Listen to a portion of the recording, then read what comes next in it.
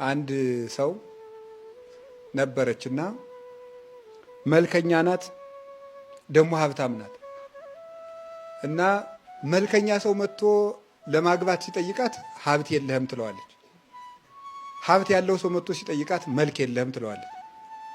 መልክም ሀብትም የያዘ ሰው ሲመጣ ደግሞ ዘመዶችህ ዘርህ ጥሩ አይደለም ትለዋለች። ሶስቱንም ያሟላ ሲመጣ ደግሞ ከቤተ መንግስት አልተወለድክም ትለዋለች። እንዲህ ያለች ስትበጠብጥ ኖረች። መጨረሻ ላይ ምን ቢሆን ጥሩ ነው መሰላችሁ? የስንት መኳንንት ልጆች ሲለምኗት እምቢ ብላ ማን ቢያገባት ጥሩ ነው? የሆነ ወራዳ ጠንቋይ ምን አድርጎ ነው ያገባት? ልነግራችሁ እኮ ነው። ክብር አይደል የምትፈልግ? ምንድን ነው ያደረገ?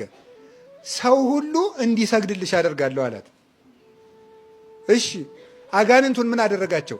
እኔ ሰውን ለጥንቆላ ተሰበስበው እናንተ ደግሞ በአየሩ ላይ በምታት አርጤምስ ነው የምትባል ስሟ፣ ለአርጤምስ ያልሰገደ ይጠፋል የሚል ድምፅ አሰሙና እግዚአብሔር አዘዘን ብሎ ሰው እንዲሰግዳል።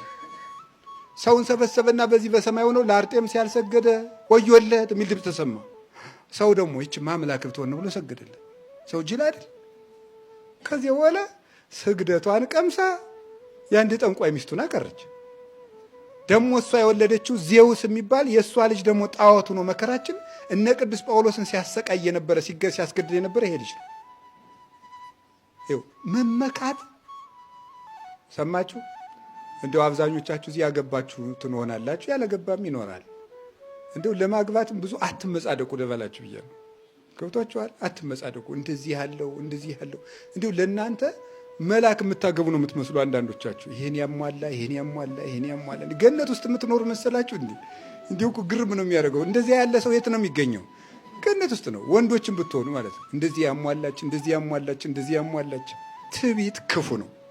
እንደዚህ ያለ ይሄ የለውም እንደዚህ የለውም እንደዚህ የላትም እያሉ መመጻደቅ ልክ ዞ እግዚአብሔርን አመስግኖ መግባት ነው። በጣም ትዕቢት ክፉ ነው። እግዚአብሔር ከትዕቢት ያድነን።